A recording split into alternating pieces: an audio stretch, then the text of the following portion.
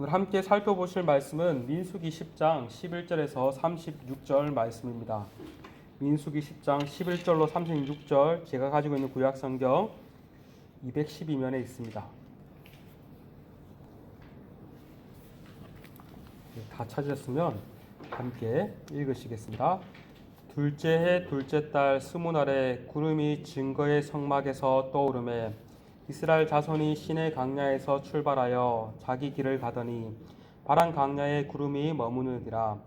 이와 같이 그들이 여호와께서 모세에게 명령하신 것을 따라 행진하기를 시작하였는데 선두로 유다 자손의 진영의 군기에 속한 자들이 그들의 진영별로 행진하였으니 유다 군대는 암미나답의 아들 나손이 이끌었고 이사갈 자손의 지파의 군대는 수알의 아들 느다넬이 이끌었고 스불론 자손의 지파의 군대는 헬론의 아들 엘리압이 이끌었더라.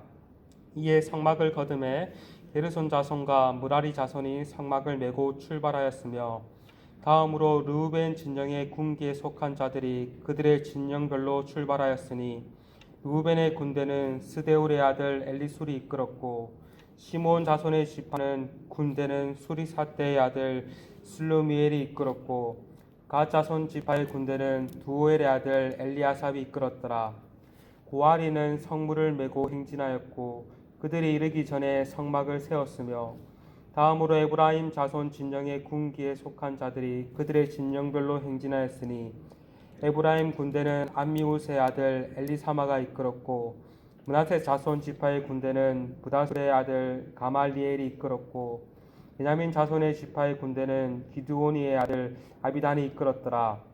그 다음으로 단 자손 진영의 군기에 속한 자들이 그들의 진영별로 행진하였으니 이 군대는 모든 진영의 마지막 진영이었더라. 단 군대는 암미사떼의 아들 아이아이셀이 이끌었고 아셀 자손의 지파의 군대는 오그란의 아들 바기엘이 이끌었고 납달리 자손의 지파의 군대는 에난의 아들 아이라가 이끌었더라. 이스라엘 자손이 행진할 때 이와 같이 그들의 군대를 따라 나아갔더라. 모세가 모세의 장인 미디안 사람 르우의 아들 호압에게 이르되 여호와께서 주마하신 곳으로 우리가 행진하나니 우리와 동행하자. 그리하면 선대하리라. 여호와께서 이스라엘에게 복을 내리리라 하셨느니라. 호밥이 그에게 이르되 나는 가지 아니하고 내 고향 내 친족에게로 가리라. 모세가 이르되 청하건대 우리를 떠나지 마소서. 당신은 우리가 강야에서 어떻게 진칠지를 아나니 우리의 눈이 되리이다. 우리와 동행하면 여호와께서 우리에게 복을 내리시는 대로 우리도 당신에게 행하리이다. 그들이 여호와의 산에서 떠나 3일 길을 갈 때 여호와의 언약궤가 그 3일 길을 앞서가며 그들의 쉴 곳을 찾았고 그들의 진영이 떠날 때 낮에는 여호와의 구름이 그 위에 덮였더라. 걔가 떠날 때에는 모세가 말하되 여호와여 일어나사 주의 대적들을 흩으시고 주를 미워하는 자가 주 앞에서 도망가게 하소서 하였고 걔가 쉴 때에는 말하되 여호와여 이스라엘 종족에게로 돌아오소서 하였더라. 아멘. 오늘 본문부터 민수기의 새로운 단락이 시작됩니다. 앞서 살펴본 민수기 1장 1절에서 10장 10절까지는 강야 행군을 위해 준비하는 시간이었습니다. 싸움에 나갈 만한 인구 개수에서부터 나팔 신호 지침에 이르기까지 행군을 위한 모든 준비가 다 마치자 비로소 행군이 시작됩니다. 이때는 이스라엘의 시내산에 도착한 지 약 1년이 지난 시점이었고 성막이 완성되고 인구 조사를 한 지 19일이 지난 후였습니다. 출애굽한 지 둘째 해 둘째 달 20일에 하나님의 임재를 상징하는 구름이 성막 가운데에 떠올랐고 행진 명령을 하는 제사장의 나팔 소리와 함께 행군이 시작되었을 것입니다. 이스라엘은 하나님의 명령을 따라 행진하였습니다. 본문은 이스라엘의 최초 여정을 시내 강야에서 출발하여 바란 강야에 도착했다라고 말을 합니다. 구름이 성막에서 떠오를 때 행진하였고 구름이 머무른 곳에 그들이 진을 쳤던 것입니다. 하나님께서 앞서 가시며 이스라엘을 인도하셨습니다. 오늘 본문 14절에서 28절은 강야에서 행진할 때 행군 순서를 기록하고 있습니다. 그것은 앞서 민수기 2장에서 언급된 내용입니다. 하나님께서 성막을 중심으로 3개의 지파씩 동쪽, 남쪽, 서쪽, 북쪽으로 진을 친 지파별로 이동할 것을 말씀하셨습니다. 동쪽에 진을 친 지파가 제1대로, 남쪽에 진을 친 지파가 제2대로, 서쪽에 진을 친 지파가 제3대로, 마지막으로 북쪽에 진을 친 지파가 행진할 것을 말씀하셨습니다. 이제 이스라엘은 그 하나님의 말씀을 따라 행진하고 있습니다. 14에서 16절을 보면 선두로 성막 동쪽에 진 유다 지파를 중심으로 유다, 이사갈, 스불론 지파가 이동했음을 알 수 있습니다. 그런데 이들보다 더 앞서 이동한 것이 있었습니다. 바로 여호와의 언약궤입니다. 오늘 본문 33절을 보면 여호와의 언약궤가 3일 길을 앞서 가다라고 말을 합니다. 고앗 자손 중 일부가 언약궤를 메고 가장 앞장서서 이동하였던 것입니다. 이것은 무엇을 의미합니까? 하나님께서 앞서가시며 이스라엘을 인도하신 것을 의미합니다. 여호와의 언약궤가 가장 선두로 이동하였고 이어서 성막 동쪽에 진을 친 지파인 유다, 이사갈, 스불론 지파가 이동했습니다. 그런데 그 길을 따라서 레위인 중 게르손, 므라리 자손이 성막 기물을 가지고 이동했습니다. 그리고 이대로 성막 남쪽에 진을 친 지파가 르우벤 지파를 중심으로 르우벤, 시므온, 갓 지파가, 이어서 성막 내부의 기구를 감당하였던 고앗 자손들이 3대로 성막 서쪽에 진을 친 에브라임, 므낫세, 베냐민 지파가, 마지막으로 성막 북쪽에 진을 친 단, 아셀, 납달리 지파가 이동하였습니다. 정리하자면 제일 선두에 여호와의 언약궤가 앞장서서 이동하였고 그 뒤를 성막 동쪽에 진을 친 지파가, 그 뒤를 레위 자손인 게르손, 므라리 자손이, 그 뒤를 이대로 남쪽 지파가, 그 뒤를 레위인 고앗 자손이, 마지막으로 3대로 서쪽, 4대로 북쪽 지파의 순으로 행군하였던 것입니다. 이처럼 이스라엘은 강야를 행군하며 오합지줄 아무렇게나 이동한 것이 아닙니다. 하나님께서 질서를 따라 이동하라고 말씀하셨고 이스라엘은 그 질서를 따라 이동한 것입니다. 이것을 통해 우리는 하나님은 질서의 하나님이시고 우리 또한 질서를 따라 행동해야 함을 알 수 있습니다. 우리는 예수 그리스도로 말미암아 영적 이스라엘의 자손이 되었습니다. 구약의 이스라엘 백성들이 군대로 부름받았듯이 오늘날 우리 또한 그리스도의 군대로 부름받았습니다.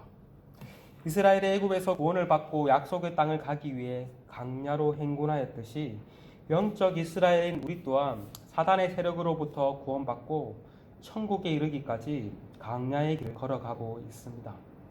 강야에서 이스라엘이 하나님의 인도를 따라 하나님의 말씀을 따라 질서 있게 행군하였듯이 우리 또한 하나님의 인도를 따라 질서 있게 나아가야 합니다. 교회는 세상에 있는 다른 조직과는 조금 독특한 공동체입니다. 그러나 교회 공동체 또한 엄연한 조직입니다. 조직이기에 질서가 필요하고 행정이 필요합니다. 하나님께서는 이 질서 유지를 위해 직분자를 세우셨습니다.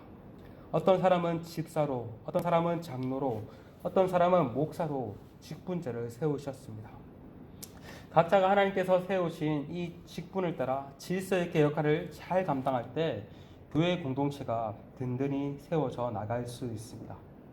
바라기는 우리 또한 하나님께서 우리 공동체에 부여해 주신 이 질서를 따라 각자의 역할을 충실하게 감당함으로써 공동체를 든든히 세워나가기를 간절히 소망합니다. 이어지는 29절부터는 모세와 호밥과의 대화가 나옵니다. 호밥이 누구인가? 모세의 장인인가? 아니면 모세의 처남인가? 다양한 의견들이 있습니다. 매일 성경을 보면은 매일 성경에서는 호밥이 아마도 모세의 처남으로 이렇게 각주를 달고 있습니다. 어쨌든 호밥은 강야의 지리와 기후와 환경에 매우 익숙했던 사람이었던 것 같습니다. 오늘 말씀에서도 모세는 이 호밥에게 가나안까지 함께 동행하자고 말을 합니다. 29절에 모세가 모세의 장인 미디안 사람 루구엘의 아들 호밥에게 이르되 여호와께서 주마하신 곳으로 우리가 행진하나니 우리와 동행하자. 그리하면 선대하리라. 그러나 호밥의 반응은 어떻습니까? 영 싸늘합니다. 고향으로 돌아가겠다고 말을 합니다. 그러나 모세는 물러서지 않고 한 번 더 요청합니다. 강야에서 우리의 눈이 되어 달라고 말하며 하나님께서 자신들을 축복할 때 호밥을 선대할 것을 약속합니다. 그런데 이 기사가 여기서 끝나기 때문에 실제로 호밥이 모세의 요청대로 같이 갔는지 안 갔는지는 알 수 없습니다. 그러나 사사기 1장과 4장에서 호밥의 후손들이 이스라엘 자손과 함께 살았다고 언급하기 때문에 아마도 호밥은 모세와 함께 갔었던 것 같습니다. 이 사건을 읽으며 우리는 이러한 질문이 들 수 있습니다. 분명히 하나님께서 이스라엘 백성들을 앞장서서 인도하시는데 왜 모세는 호밥의 인도를 구하는가? 모세는 하나님의 인도보다 사람을 의지한 것이 아닌가? 그러나 그렇지 않습니다. 모세는 앞장서 가시는 하나님의 인도를 분명히 따랐습니다. 그런데 이와 더불어 호밥의 지혜도 활용했던 것입니다. 중요도와 우선순위에서 당연히 하나님의 인도를 따랐을 것입니다. 그러나 강야의 지리, 강야의 기후, 강야의 환경에 익숙했던 호밥의 조언도 무시하지 않았던 것입니다. 이것이 신앙과 일반 지식의 조화인 것입니다. 지나치게 맹목적인 신앙은 위험하기 쉽습니다. 자칫하다 신비주의로 빠지기 쉽습니다. 반대로 신앙이 없는 일반 지식은 공허하기 쉽습니다. 메마르기 쉽습니다. 그래서 우리는 신앙과 일반의 조화를 이루어야 합니다. 우리 신앙인은 세상이 어떻게 돌아가야 하는지에 대해 잘 알아야 합니다. 세상이 돌아가는 일에 너무 무관심하거나 방관해서도 안 됩니다. 반대로 영적인 일에 관심이 없는 채 너무 일반 지식에만 매달려서도 안 됩니다. 이 둘의 적절한 균형이 필요합니다. 그래서 칼 바르트라는 독일의 신학자는 한 손에는 성경을 한 손에는 신문을 들 것을 말했습니다. 여러분, 가장 먼저 하나님의 인도하심에 귀를 기울이십시오. 그리고 사람들의 조언에도 귀를 기울이고 심지어 불신자들이라 할지라도 그들을 통해 발전되고 있는 일반 지혜와 학문에도 관심을 갖고 나아가십시오.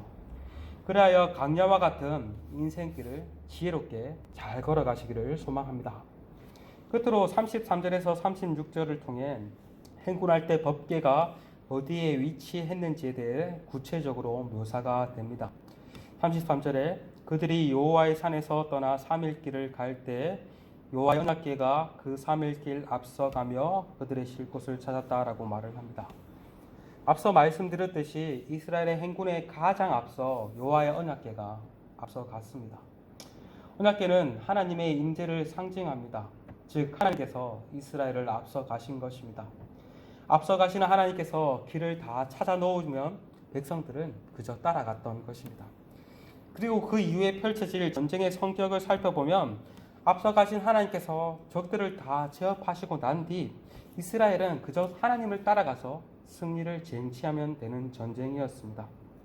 어떻게 보면 너무 쉬운 전쟁이었던 것이죠. 하나님께서 앞서 가심으로 이스라엘의 모든 것을 책임지시고 인도하셨던 것입니다. 이스라엘의 할 일은 이 앞서 가시는 하나님의 인도를 따라 나아가면 되었던 것입니다. 여러분, 앞서 말씀드렸듯 우리는 강야의 길을 걸어가고 있는 중입니다. 우리가 걸어가고 있는 이 강야의 길 또한 결코 만만치는 않은 것 같습니다. 험난한 길이요, 우리를 대적하는 세력들도 만만치 않습니다. 그러나 놀라운 사실은 이 강야의 길은 우리 혼자 걸어가는 것이 아니라는 사실입니다. 하나님께서 오늘도 여전히 저와 여러분 가운데 먼저 앞서 가시고 계십니다. 우리는 우리의 문제의 산만 바라보고 한숨 겨워하지만 앞서 가신 하나님께서 이미 문제를 다 해결해 놓으십니다. 우리는 그저 앞서 가시는 하나님의 인도를 따라 나아가면 되는 것입니다.